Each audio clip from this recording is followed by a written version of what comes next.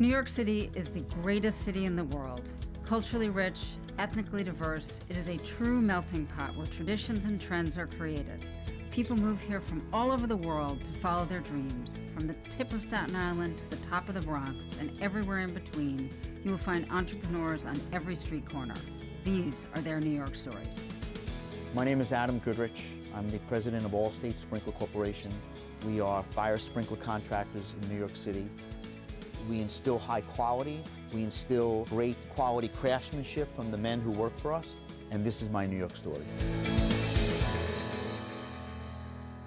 Hey, Adam. How are you? How are you? I'm great. It's so good to meet a fellow Go Blue fanatic. Absolutely. Go Blue. Go Blue, baby. Nice to meet you. Good to meet you. And welcome to the Bronx. Thank you. Thank you. And I want to thank you for submitting your story. A pleasure. We loved your story. Honor to have you guys here. Well, it was a really heartfelt, compelling pitch, if you will, in hearing about your grandfather and how he started the company. And I was so curious how he came to sprinklers. Is he a first generation? He is a first generation from Russia, yes. So how old was he when he came? I roughly? think he was less than 10 years old. Okay. Came with no family.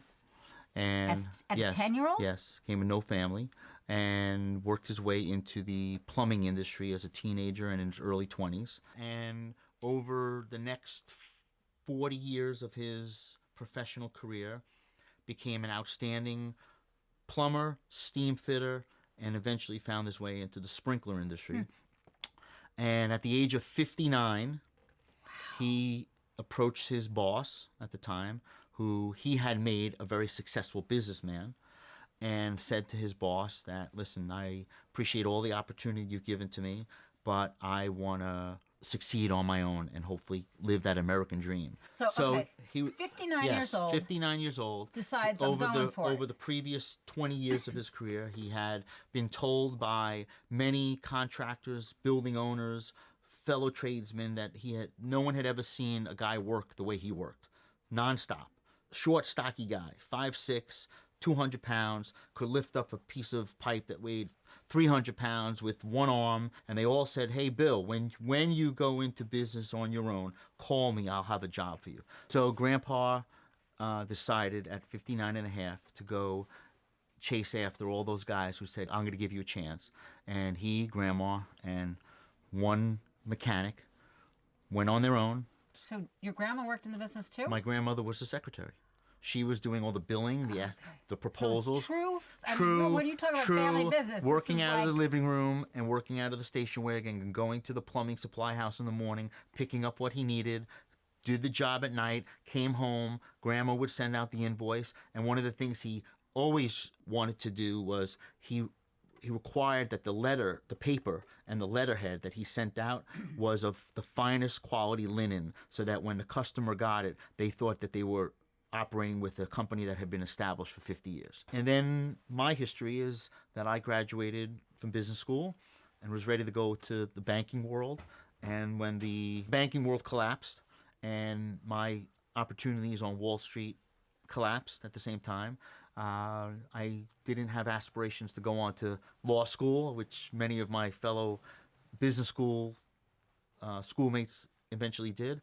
And my grandfather and my father said, listen, Adam, come into business, learn what it's all about. You may love it, you may hate it, but give it a shot. I was 21, I had no job, and I came out of college, put on my blue jeans, put on my work boots, and went to work for a year, a little bit more than a year, to learn what it took to do what we do. So you went out I went out in the field. Went out in the field with the mechanics, with seasoned mechanics. At that time, we probably had 25 people working for us in the early 90s. How was that? It was the hardest part actually was getting up at 4 o'clock in the morning. Okay. But then eventually getting out in the field, that was also an adjustment because, I had never done the physical part of it. It's a rude awakening. Your body's not used to it. Yeah. It's hard. I didn't realize I had muscles that were now hurting me. I had muscles that were hurting that I didn't even know that I had these muscles. And it took probably about a year and a half to really know what it took to do it. So what is your day like? It's crazy. What does that mean? Nonstop. What does that mean? 4:45 in the morning, the alarm clock goes off. I get up, let the dogs out, get in the car, drive down to the Bronx. I'm here usually between 6 and 6:15, trying to get ready for the day. And How do you prep for the day? What does that mean? Because I'm always curious. I have a 35-minute drive. That sort of is my decompression, coming and going back to work. I have 2 young children, teenage daughters. I have 3 large dogs at home, but I live sort of up in the country. That we're in this crazy city, great city, but crazy city. Nothing else and like with it. this you can't compare it to any other place anywhere. But with it comes extreme pressure from clients that demand immediate responses, that demand immediate turnover, that demand immediate service. Now that everything's digital with texting and emailing, and they can't say any longer, did you get it? Did you get it? Of course, they know that you got it. Right. Okay? How come you haven't responded fast enough? So that's the double-edged sword. I try to, when I go home, decompress and try to leave it off. But the world we live in is just, we're zoned in onto it. So Did you help Allstate with your digital transformation? I mean, given your age Yes. and kind of yes, my And was that grandfather. weird and It hard? was my grandfather for and them? my uncle and my father were very not old school. My grandfather was old school. Rolodex and a typewriter, Yeah. IBM typewriter. My father and my uncle broke out from that and eventually computerized the office with just simple databases. But my generation and the next generation is even now everything is just all digital CAD files. We don't draw anything by hand. It's all computer All automated design. Everything is most communication happens via digital. Everybody's communicating. All the guys now they're all via cell phones. They're either texting. Everything is GPSed. So you had to maintain and keep up with the times, because if you don't, you're just going to get Go out put of business, to the right? curbside. Sometimes with family business, it can be challenging. Absolutely. Right? So how do you, I guess, 2 things. One is maintain that father-son relationship in the purest of form. Right. And then as business partners, Right. and how do you march that through? Well, that's a great question, because about 7 years ago, I have a very great network of friends that also run successful businesses, whether they were family or not. And I was frustrated at a point in my career when I was in my mid-30s that, yes, my father and my uncle they've built a successful company, but they weren't allowing me to sort of run the show. They were still holding back the reins. And I had to have a very candid conversation with them to say, listen, guys, I love you both. And this is when they were in their mid-60s. It's time for you to start to think about retiring and phasing yourself out of the business. It's a very, very, for you, it was a very challenging conversation to only- have with your family. Not, they put And in you 30, clearly they put in, remember it very oh yes, clearly. I absolutely. mean, I They can put in 25 feel years. it. This is their baby. Yeah. Okay. My grandfather worked here until the day he was no longer able to work here. So that was his baby, right? And this was their baby. And you don't want to take away someone's baby, right? No. But at the same time, the person that wants to perpetuate and maintain the baby and keep it running the way that you would hope it was has to be able to do things that he thinks is going to make it better. So to this very point, because we've talked to a bunch of folks, what advice would you give to others who are, I'd say, Generational companies that are looking to 7 get years ago. I mean, like, you gotta have guts. Have the conversation with your conversation. parents. So how did you get to that point where you said, I had was there something that happened? No, there was no epiphany, okay? But there was a buildup of my relationships with other friends who have businesses that one was saying, Adam, you don't go on your own. They're never going to let you go. They're never going to let you go. You're always going to be under their wing, right? Yeah.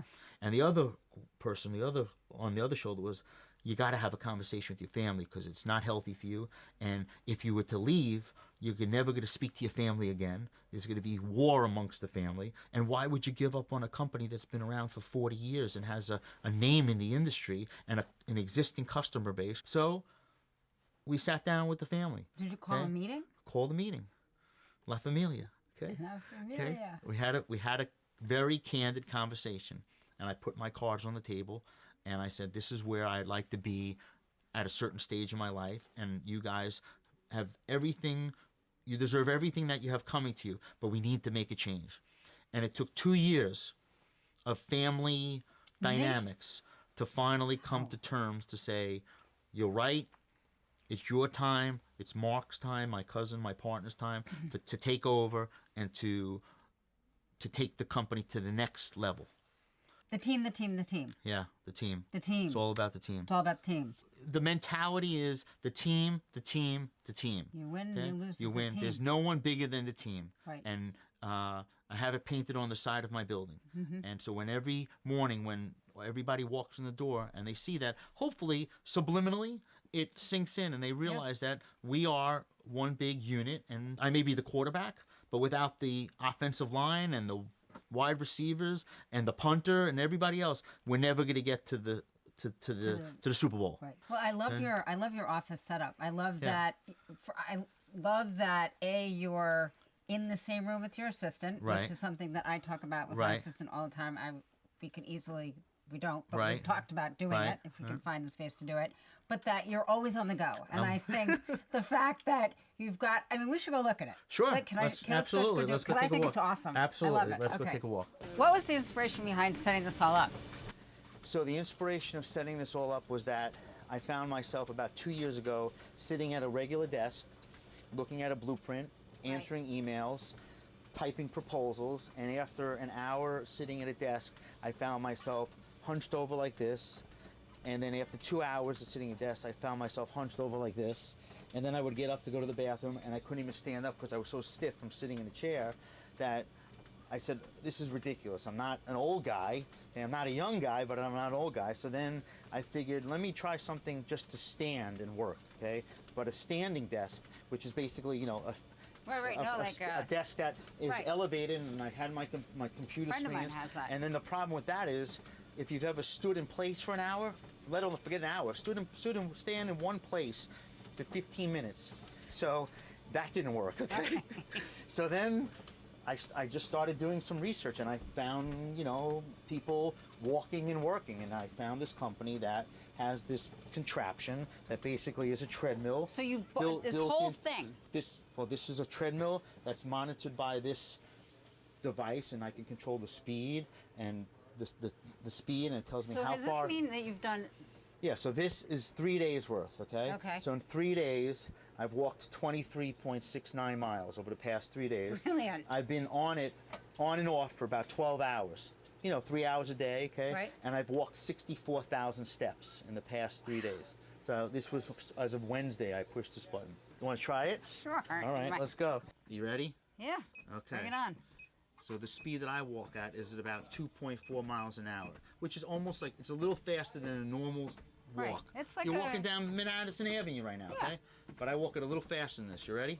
Okay. I'm not gonna, you know, if you fall backwards, I'm not gonna get a phone call from somebody, we'll be right? good. Okay.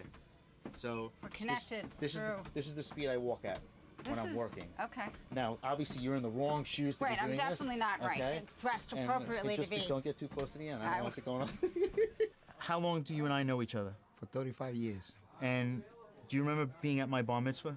Yes. Okay, so Santos has been working with my family, worked for Grandpa, right? Remember, Yes. he worked for Grandpa as his right-hand man when Grandpa started getting ill, right? Back in the early 90s, right? When he started the field, and Grandma also. Yes.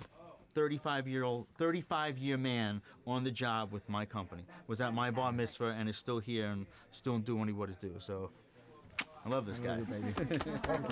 He has an interesting picture on the wall. You see that picture of the elephants? That was a job we did at the Bronx Zoo, where we used the elephants to move some of those heavy-duty pipes on the. My name is Ali Galgano. I'm the founder and CEO of CharmandChain.com. CharmandChain.com is an online destination for designer fashion jewelry. I just see so much promise and potential for what we're doing, and I continue to be so excited about it on a daily basis. This is my New York story. It's so good to see you. So great to see you, Jill. I've never been to your space. It's beautiful. Thank you. Thanks so much for coming. I love what you've done, and it's like so bright and vibrant and inspiring.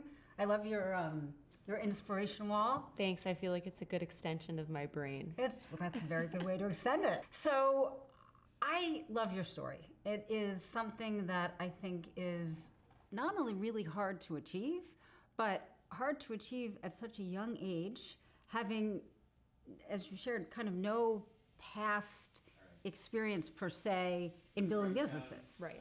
So you were, when you came out of school, you went into finance, is that correct? Yes. And how was that for you? It was definitely not my life's passion, but definitely much better money than the jewelry industry.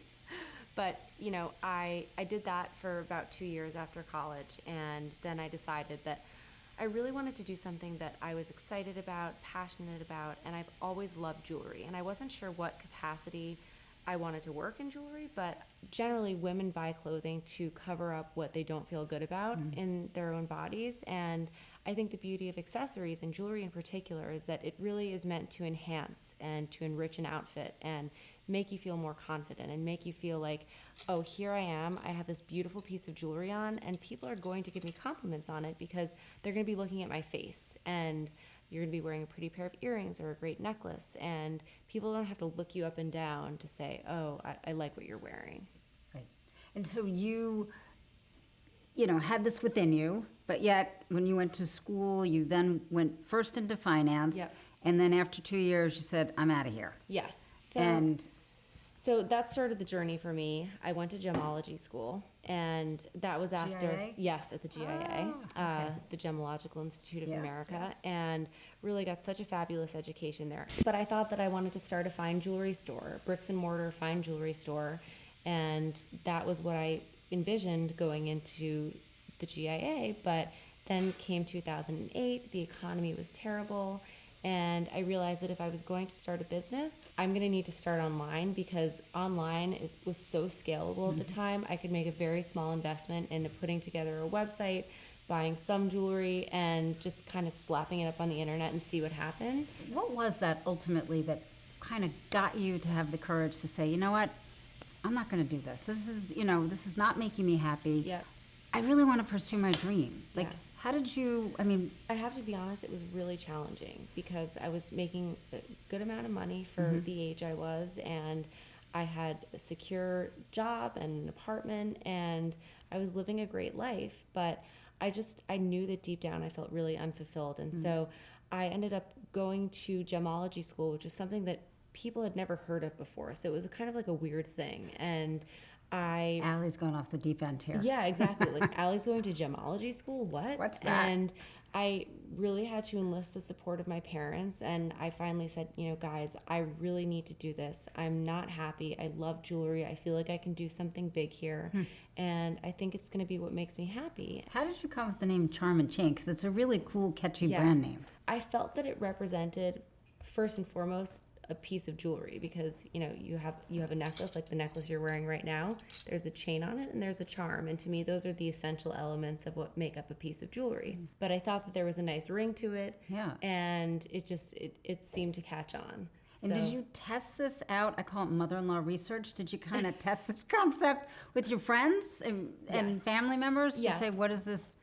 Well, so beyond the name, I think what I really tested out was the concept of fashion jewelry, because fashion jewelry was not something that a lot of people were wearing at the time, especially my friends. And I had a lot of friends who would go into Bloomingdale's, spend $300 without blinking an eye on like a DVF dress, but not many people who would go in and spend $300 on a pair of earrings. And I think that a lot of that has to do with the fact that there was not a lot of brand name association with fashion jewelry at the time. So from the time that you put the stake in the ground until you launched, if you will, you're ready, full-fledged e-commerce site, how long did that take you? Well, I graduated from gemology school in June. I finished my business plan in August, and the site was live in November. So it was a really quick turnaround time, and if you know anything about the fashion industry, usually you have to order at least 6 months in advance to put your order in, get your product in on time. But I really wanted to launch in time for the holidays, because that's when I felt like people were going to be buying for themselves and for their loved others, ones. right. Yeah. And so I kind of put it together really quickly and put the gas on, and it ended up working. And I'm so happy that I did that because it was a great launch to the business, and really people discovered it early on, and it just kind of took off from there. Is there anything that you would recommend you didn't think of that kind of came to you, say, in year 1 or 2 that you kind of wish you had known early on? Yeah, I mean, I think the thing with technology and with the online world right now is that things move so quickly. And so it's really important to find an advisor who is on the forefront of technology, because you can easily put together a website now, but if you don't have an understanding of what's going to happen a month from now, then things are going to be problematic for you. That was one of the biggest challenges for me, I must say, is keeping up with technology. How do you stay on top of it? Because this is a challenge I hear from, I mean, all of us have it. It's really hard, I think, especially with social media. I mean, when I first started the business, if you had told me that social media shopping was going to be such a tremendous sales driver, then I would have been shocked. And now our Instagram, our Facebook, our Twitter, Pinterest, those are huge parts of our business. And we had to really adjust and hire someone who was familiar with that and could help us drive sales through those channels, because I didn't know anything about that at all. And I didn't know that it was going to be such a huge part of what e-commerce is like right now. Do you mind if I just go back? You said that this last round of fundraising was very stressful. What was stressful about it? I think it was stressful because it's essentially another full-time job. So I have the things that I do every day, but this was something else added on top of that. So lots of meetings, lots of trying to articulate the successes of the business. I realized that in order to turn this into a huge business, that I needed capital, and some serious capital. And so for us, we really tried to meet as many people as possible. And it was, I mean, more than anything, it's just very time consuming to go on meetings, talk about the business. Every person has probably 5 other people that you should talk to. And that's great, because that's how you end up being successful in a fundraise. But it was a lot of networking, and just tiring and stressful, because you never know what people are going to say. You shared with me that you felt you had a big break, got lucky, because when you were graduating from GIA, you had a friend who worked for Alexis Bitar. Yes. So Alexis Bitar is one of the biggest jewelry designers on the site and in the market right now. He's done an amazing job of building his brand, and he's in all the big department stores.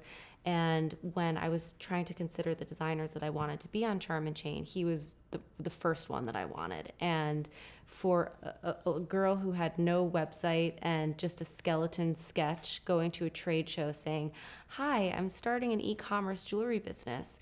Can I sell your stuff?"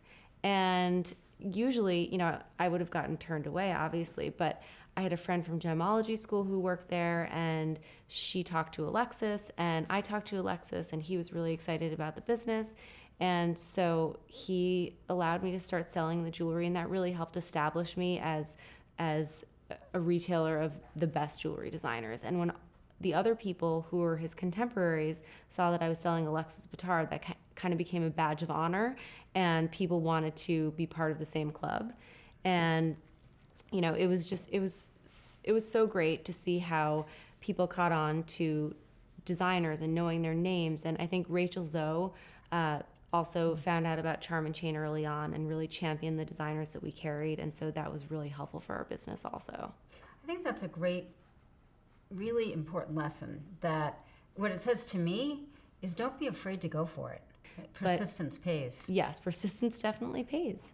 And I think that also, for me, one of the things that I've learned, one of the most important lessons, is that if you are a kind person and you pay it forward, and you really are caring and empathetic to what people are doing, then it's going to pay off, because someone's going to pay it forward to you. That's nice. So everything is so gorgeous. Can I go look at some of this stuff? Absolutely. Let's go play. So here we are in our showroom. Gorgeous. And we have a little bit of our jewelry displayed, certainly not all of it. There's a lot more back there in the bins. But we display kind of our more fun statement pieces back here. Gorgeous. Yeah, It's and so fun, it definitely colorful and bold. And if you were to define your personal style, Yeah, I think in terms of my own personal style, I obviously love really bold, colorful pieces. like that, Like this, Like that. exactly. This is actually 2 necklaces. cool. I have to show you this necklace. So, this is the necklace that Quite one of spectacular. our designers designed for me for my wedding. Get out of town. Yeah, and so it's it started off with a vintage top, vintage my- jewelry base, and Did then you design this? I helped her. conjunction? Yeah, in conjunction with her, but she really was the one that brought it to life. And so Allie, this is spectacular. I know. Let me see. You want to try it on? Oh my God. So I think that is the perfect example of how This a is black dress can be spectacular. totally transformed by a knockout accessory. I think the juxtaposition of modern and antique is something that is really resonating with our customer base right now. I think it's a very new, original look, and people are doing it quite well. So we love that here. You're seeing more and more of that. Yep, definitely. You're an amazing woman, Thank really, you. and such an inspiration to so many. I thank Thank you you. for having us. Thank you so much.